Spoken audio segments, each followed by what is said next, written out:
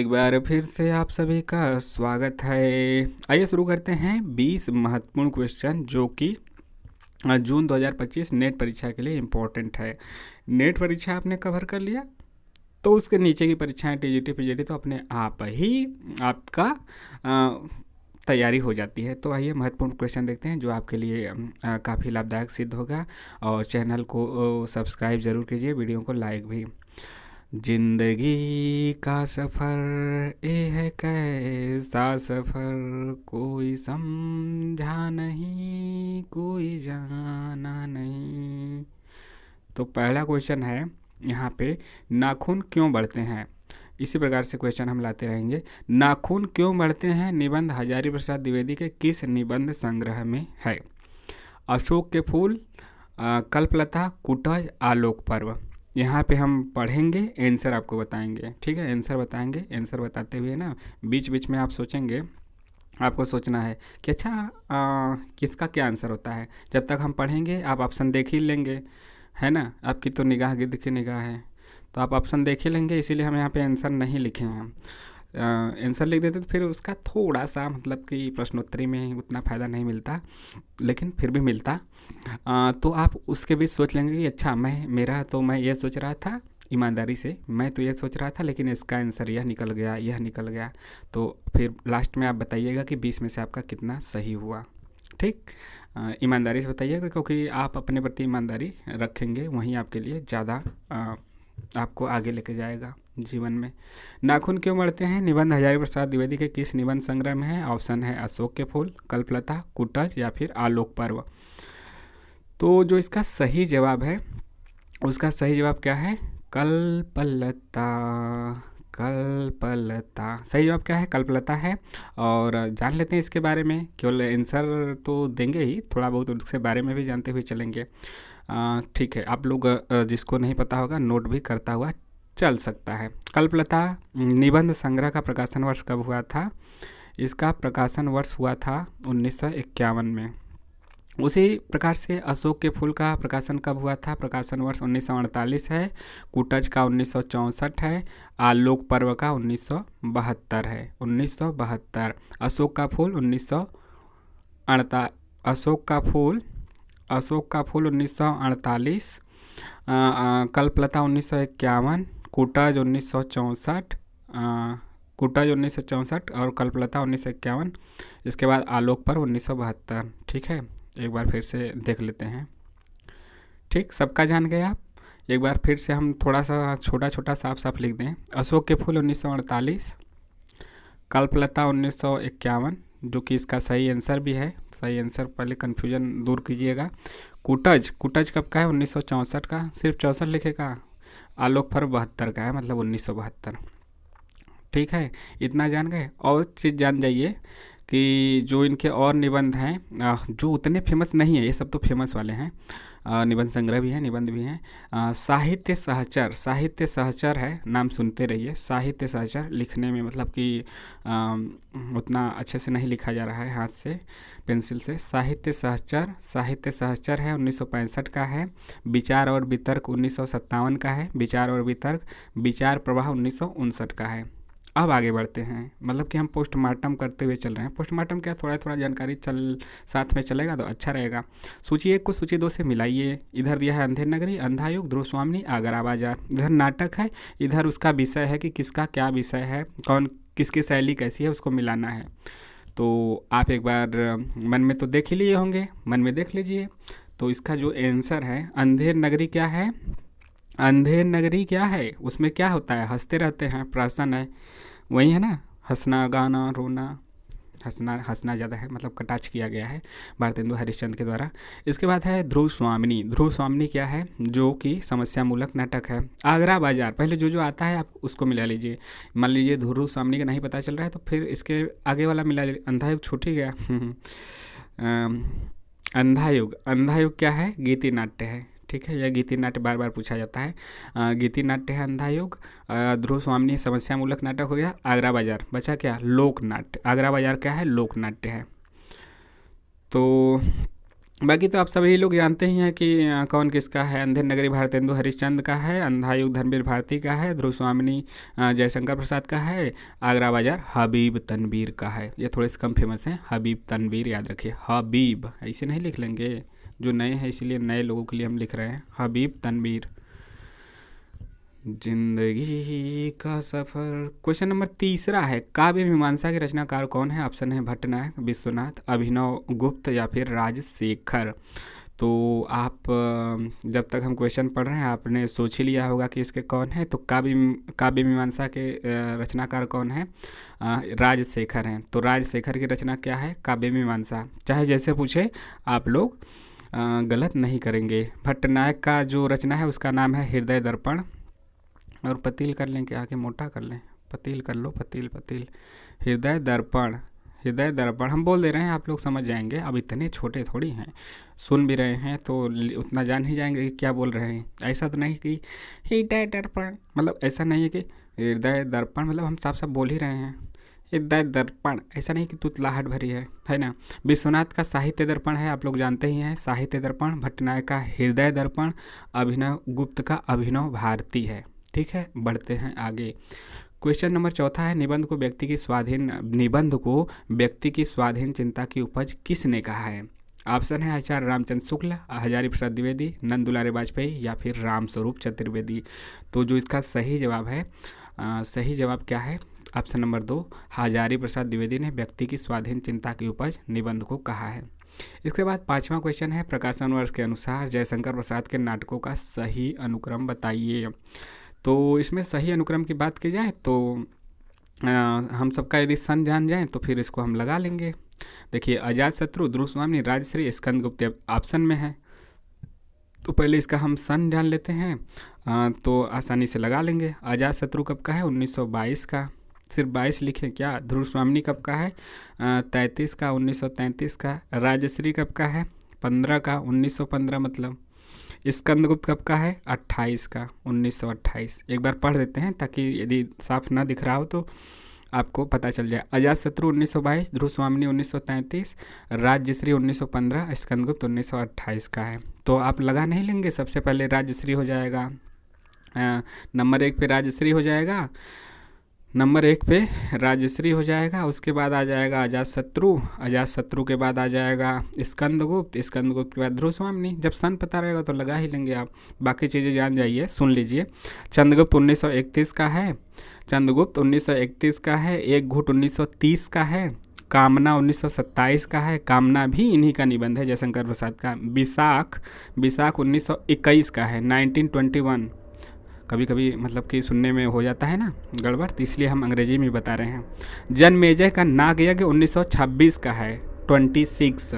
प्रायश्चित 1913 का है।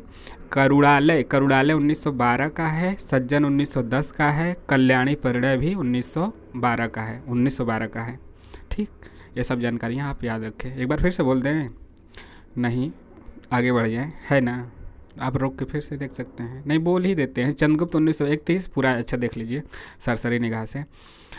देखिए, ये सब तो हो गया ना। फिर इसको भी ले लेते हैं। अजातशत्रु 1922 का, ध्रुव स्वामी 1933 का, राजश्री 1915 का, स्कंदगुप्त 1928 का, चंद्रगुप्त 1931 का, एक घुट 1930 का, कामना 1927 का, विशाख 1921 का, जनमेजय का नागयज्ञ 1926 का, प्रायश्चित 1913, करुणालय 1912, सज्जन 1910, कल्याणी परिणय 1912। देखिए, बताते हुए अब आगे पीछे सन हो रहा है, ऐसा नहीं कि हम कालक्रमानुसार ही बता रहे हैं। मेरे कहने का मतलब है कि आपको यदि प्रकाशन वर्ष पता है तो फिर आप नहीं लगा लेंगे, आप तो आसानी से लगा लेंगे, बस हमें पता रहना चाहिए। अगला क्वेश्चन छठवां है, परिंदे कहानी के पात्र हैं। ऑप्शन है Richard, doctor Mukherjee, Ramdhan, mister Hubert. देखिए, इसमें ऐसा नहीं है कि केवल एक ही ऑप्शन सही है। किसी किसी क्वेश्चन में क्या है कि एक से ज़्यादा ऑप्शन भी सही हैं, तो इसीलिए मतलब आपको उलझाने के लिए भी तो सोचिए, उसको हम आपको हालांकि बता दे रहे हैं कि एक से ज़्यादा इसमें ऑप्शन सही है, तो आप बताइए, आपके पास सोच लिए मन में कि कौन कौन है। ठीक है, इसका सही आंसर क्या है? देखिए, इसका सही आंसर है डॉक्टर मुखर्जी परिंदे के पात्र हैं और मिस्टर ह्यूबर्ट भी परिंदे के पात्र हैं। जो पढ़े होंगे तो आसानी से कर लेंगे। ठीक, इतना जान गए। यह किसकी कहानी है? निर्मल वर्मा की। इस कहानी का प्रकाशन 1957 में हुआ था और परिंदे कहानी संग्रह भी है, परिंदे कहानी भी है और कहानी संग्रह भी है। कहानी का प्रकाशन 1957 है, कहानी संग्रह का 1960 है, तो दोनों में कन्फ्यूजन मत होइएगा। और एक चीज़ और, नामवर सिंह ने इसके विषय में क्या कहा है, चलिए कहाँ गए। नामवर सिंह परिंदे कहानी को हिंदी के प्रथम कहानी मानते हैं। तो हिंदी के प्रथम कहानी परिंदे है, यह कौन मानता है? नामवर सिंह। चाहे जैसे पूछा जाए, नामवर सिंह किस कहानी को हिंदी की प्रथम कहानी मानते हैं? परिंदे को। अगला क्वेश्चन 7वां है, राजकुमारी। बहुत लंबा हो जाएगा क्या? इससे लंबा हुआ तो क्या, थोड़ी सी धैर्य बना के पूरा देखिए, आपको मतलब इससे फ़ायदा ही फ़ायदा होगा, है ना, मतलब नुकसान नहीं होगा, जब भी होगा आपका फायदा ही होगा। क्वेश्चन नंबर 7 है, राजकुमारी चंद्र दीक्षित किस उपन्यास के पात्र हैं? ऑप्शन है शेखर एक जीवनी, वाणभट्ट की आत्मकथा, मानस का हंस, या फिर धरती धन्ना अपना। तो इसका सही जवाब है, क्या है सही जवाब? इसका सही जवाब है वाणभट्ट की आत्मकथा। तो इसका सही जवाब आप जान गए। वाणभट्ट की आत्मकथा के बारे में जान लेते हैं। प्रकाशन वर्ष 1946 है और इसके लेखक हजारी प्रसाद द्विवेदी हैं, आप लोग जानते ही हैं। तो यह क्वेश्चन रहा। बाकी एक दो चीज़ें और जान लेते हैं, जो हैं आपकी भट्टनी हो गई, निपुणिका हो गई, जिसे न्यूनिया भी कहा जाता है, यह भी वाणभट्ट की आत्मकथा के पात्र हैं।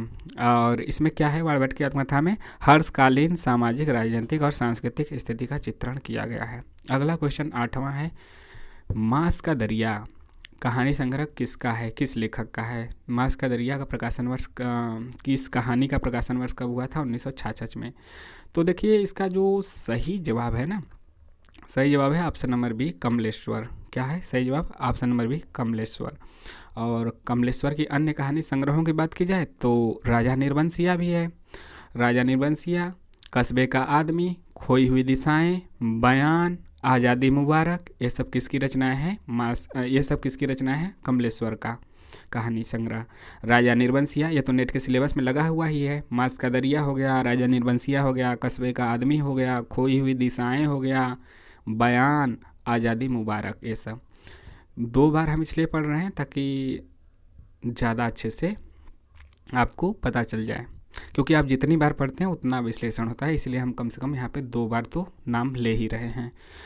कौन सा तमस उपन्यास का पात्र नहीं है? ऐसे क्वेश्चन आते हैं तो हमें नहीं पे ध्यान देना होता है। नहीं है, ऑप्शन है रत्तो, नत्थु, रिचर्ड या फिर हयात बख्श। तो इसका जो सही जवाब है, रत्तो नाम का कोई पात्र नहीं है तमस में, नत्थु, रिचर्ड, हयात बख्श हैं। बाकी पात्रों को एक बार हम नाम ले लेते हैं, जैसे कि रिचर्ड हो गया, नत्थु हो गया, हयात बख्श हो गया, ये तो सब ऑप्शन में ही है। इसके बाद वानप्रस्थ भी है, लीजा भी है, जनरल सिंह है, हरनाम, बंतो, लक्ष्मी, नारायण इलाही, नारायण, मोहन, नूरी इलाही, ये सब हैं। ठीक है, रिचर्ड और लीजा भी इसमें प्रमुख रूप से आते रहते हैं, रिचर्ड की पत्नी लीजा। क्वेश्चन 10, संस्कृति के 4 अध्याय में रामधारी सिंह दिनकर ने रविन्द्रनाथ टैगोर व मोहम्मद इकबाल को किस रूप में व्यक्त किया है? ऑप्शन है राष्ट्रीय कवि के रूप में, नवोत्थान के कवि के रूप में, भारतीय कवि के रूप में, या फिर सामासिक संस्कृति के रूप में। तो इसका जो सही जवाब हो जाएगा ऑप्शन नंबर बी, नवोत्थान के कवि के रूप में। बढ़ चलते हैं धीरे धीरे कदमों से आगे। क्वेश्चन 11 आपके सामने है, प्रैक्टिकल क्रिटिसिज्म के रचनाकार कौन है? जो पाश्चात्य काव्य शास्त्र से रचना है वहाँ से आया है, प्लेटो, आई.ए. रिचर्ड्स, इलियट या फिर अरस्तु। क्या है इसका सही जवाब? तो इसका सही जवाब जो हो जाएगा वह, इसका सही जवाब क्या हो जाएगा? सही जवाब हो जाएगा option number B, I A. Richard. ठीक है, आई.ए. रिचर्ड है। और प्रैक्टिकल क्रिटिसिज्म किस सन की रचना है? तो 1929 की रचना है। ठीक है, 1929 की। आगे बढ़ते हैं, क्वेश्चन नंबर 12 क्या है, और छोटा कर लें ताकि पूरा क्वेश्चन दिखाई दे, है ना, छुप गया है ना, चिट्ठी न कोई। 12, मारारी गिरधर गोपाल दूसड़ा कुयाम दधमथ घृत काढ़ लयाम डार दया छुयाम। उक्त पंक्तियों में छुयाम है, छुयाम का क्या अर्थ है? छुया मतलब क्या छुया सर किए हैं ये 6। ठीक है, ये है मीरा का तो इसमें क्या अर्थ है? ऑप्शन है छार, मक्खन, मट्ठा, मठानी। तो इसका जो सही जवाब है वह क्या है? मट्ठा है। छुया का अर्थ क्या है? मट्ठा। आगे बढ़ते हैं, क्वेश्चन नंबर 13। चाक उपन्यास की लेखिका कौन है? ऑप्शन है रमणिका गुप्ता, कृष्णा सोबती, मनु भंडारी या फिर मैत्रेयी पुष्पा। तो इसका जो सही जवाब है वह सही जवाब है ऑप्शन नंबर 4, मैत्रेयी पुष्पा। चाक उपन्यास की लेखिका है मैत्रेयी पुष्पा। और चाक का प्रकाशन 1997 है, 1997। और इनके अन्य उपन्यास का भी नाम सुन लीजिए। झूला नट, अल्मा कबूतरी, इदन्नमम, कहे इसूरी फाग, ये सब इनके अन्य उपन्यास हैं। जैसे कि चाक 1997 का हो गया, झूला नट 1999 का, अल्मा कबूतरी 2000 का, इदन्नमम 1994 का, कहे इसूरी फाग 2004 का। क्वेश्चन 14 है, कुछ पत्ते कुछ चिट्ठियाँ के रचनाकार कौन है? ऑप्शन है रामधारी सिंह दिनकर, निराला, सूर्यकांत त्रिपाठी निराला, रघुवीर सहाय या फिर शमशेर बहादुर सिंह। तो इसका सही जवाब हो जाएगा ऑप्शन नंबर सी, रघुवीर सहाय। ठीक है। कुछ पत्ते कुछ चिट्ठियाँ, इसका प्रकाशन दिख रहा है ना? इसका प्रकाशन कब हुआ था? इसका प्रकाशन कब हुआ था? 1989 में, 1989 में। ठीक है। बाकी आगे बढ़ जाते हैं। देखिए, जान जाइए थोड़ा थोड़ा एक इन सब के रचना के बारे में। जैसे कि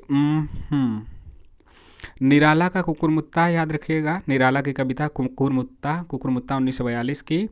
चुका भी हूँ नहीं मैं, यह शमशेर बहादुर सिंह का है, 1975 का। आत्मा की आंखें दिनकर का है, आत्मा की आंखें 1964 का है। तो इस आंसर के साथ थोड़े थोड़े और क्वेश्चन भी हम लोग पढ़ते हुए चल रहे हैं। क्वेश्चन 15 है, कृष्णा सोबती के उपन्यासों को क्रम से लगाइए। समय सरगम, मित्रों मरजानी, ए लड़की, सूरजमुखी अंधेरे के। यह सभी के सभी उपन्यास किसके हैं? कृष्णा सोबती के। तो इसको क्रम से लगाएंगे तब जब जानेंगे कि किसका प्रकाशन वर्ष कब है। समय सरगम का 2000 है, मित्रों मरजानी का 1967 है, ए लड़की का 1991 है, सूरजमुखी अंधेरे के 1972 है। जब पता रहेगा तो आप लगा ही लेंगे कि सबसे पहले कौन सा आएगा। सबसे पहले मित्रों मरजानी 1967 आ जाएगा, उसके बाद आपका सूरजमुखी अंधेरे में आ जाएगा, उसके बाद आपका आ जाएगा ए लड़की और लास्ट में समय सरगम। क्वेश्चन 16, गिरीश किस कहानी का पात्र है? ऑप्शन है पुरस्कार कहानी का, सिक्का बदल गया, परिंदे और उसने कहा था। देखिए यहाँ पे 3 के 3 नेट के सिलेबस वाले हैं। इसका सही आंसर है गिरीश कहाँ का पात्र है, किस कहानी का? परिंदे का पात्र है। परिंदे जैसा कि हमने पहले ही पढ़ चुके हैं कि 1957 में प्रकाशित है और परिंदे कहानी संग्रह 1960 में। बाकी हम जानते ही हैं, उसने कहा था 1915 का ही है और सिक्का बदल गया कब का है? 1948 का। अगला क्वेश्चन है, छोटे बड़े भगवान, देखिए यह कथन पूछा गया है, छोटे बड़े भगवान के घर से बनकर आते हैं, संपत्ति बड़ी तपस्या से मिलती है। उपर्युक्त कथन किसका है? यह गोदान उपन्यास का है। गोदान उपन्यास में यह कथन किसका है? ऑप्शन है धनिया, मालती, होरी, झुनिया। तो इसका सही जवाब क्या है? इसका सही जवाब है ऑप्शन नंबर सी, होरी। गोदान उपन्यास कब का है? 1936 का। लेखक मुंशी प्रेमचंद। और इसमें 2 गांव आए हैं, सेमरी और बेल्लारी। और होरी किस गांव का है? बेल्लारी गांव का। यह भी पूछा जा चुका है, बेल्लारी गांव का होरी है। नो। क्वेश्चन 18, यहाँ पे सुमेलित करना है। इधर आपके पात्र दिए गए हैं, इधर पात्र हैं और इधर आपका उपन्यास है। किस उपन्यास का पात्र कौन है यहाँ पे हमें मिलाना है। तो चलिए मिला लेते हैं। लाला मदन मोहन किस उपन्यास का पात्र है? परीक्षा गुरु। ऐसे स्टाइल में मिलाएं। राम किशुन बाबू मैला आंचल के उपन्यास के पात्र हैं। मंगल गोदान का है। बताइए वो छोटका लड़कवा जौन था मंगल। जुबेर झूठा सच का पात्र है। झूठा सच का पात्र कौन सा है? जुबेर। यह आपके लिए चुनौती भरा हो सकता है। आप जानते हैं कि 1958 का है झूठा सच, परीक्षा गुरु 1882 का है, गोदान 1936 का है, मैला आंचल 1954 का है ना। ये सब तो आप जानते ही हैं। कौन किसका है यह भी जानते हैं, है ना। झूठा सच, परीक्षा गुरु लाला श्रीनिवास दास, झूठा सच यशपाल, गोदान मुंशी प्रेमचंद, मैला आंचल रेणु। क्वेश्चन 19 किस कवि का उपनाम हितैषी है? ऑप्शन है जगदम्बा प्रसाद, तुलसीराम शर्मा, गोपाल शरण सिंह या फिर अनूप शर्मा। तो इसका सही जवाब ऑप्शन नंबर 1 हो जाएगा। जगदम्बा प्रसाद का उपनाम क्या है? हितैषी है। और जगदम्बा प्रसाद, यह पूछा जा चुका है। जितने भी क्वेश्चन हैं वह सब नेट के सिलेबस मतलब पूछे जा चुके हैं, PYQ के रूप में है, यह तो जान लीजिए। कभी ना कभी एक बार या फिर ज़्यादा बार पूछे जा चुके हैं। 1895 ईस्वी हैं। क्वेश्चन नंबर 20 है, संस्कृति के 4 अध्याय के अनुसार अकबर के राज्यारोहण तक सरकारी हिसाब किस भाषा में रखा जाता था? अरबी, फारसी, उर्दू, हिंदी। तो इसका जो सही जवाब है वह सही जवाब क्या है? ऑप्शन नंबर 4 हिंदी भाषा। ठीक है। और संस्कृति के 4 अध्याय का प्रकाशन कब हुआ था? 1956 में। और इस किताब को लेखक कौन है? रामधारी सिंह दिनकर। मतलब इसके लेखक कौन है? रामधारी सिंह दिनकर। संस्कृति के 4 अध्याय 1956 में प्रकाशित है। और इसको संस्कृति के 4 अध्याय को 1959 में साहित्य अकादमी पुरस्कार भी मिल चुका है। ठीक है। तो यह 20 बेहतरीन क्वेश्चन रहे आपके सामने, जो कि पिछली परीक्षाओं में पूछे जा चुके हैं। तो उसका संकलन करके हमने लाया है। और यह सब आपको कैसा लगा कमेंट के माध्यम से ज़रूर बताइए। चैनल को लाइक, शेयर, सब्सक्राइब जरूर कीजिए। वीडियो को लाइक ज़रूर कीजिए, चैनल को सब्सक्राइब कीजिए। और जो भी आपके सवाल सुझाव हैं उसको कमेंट के माध्यम से बताइएगा कैसा वीडियो लगा या फिर जो भी सवाल है। और डिस्क्रिप्शन में टेलीग्राम का लिंक है, वहाँ पे भी जुड़ जाइए। तो आप मिलते हैं नेक्स्ट वीडियो में। ठीक है, मिलते हैं हम नेक्स्ट वीडियो में। और तब तक के लिए थैंक यू सो मच। तो टाटा बाय बाय, मिलते हैं, नमस्कार।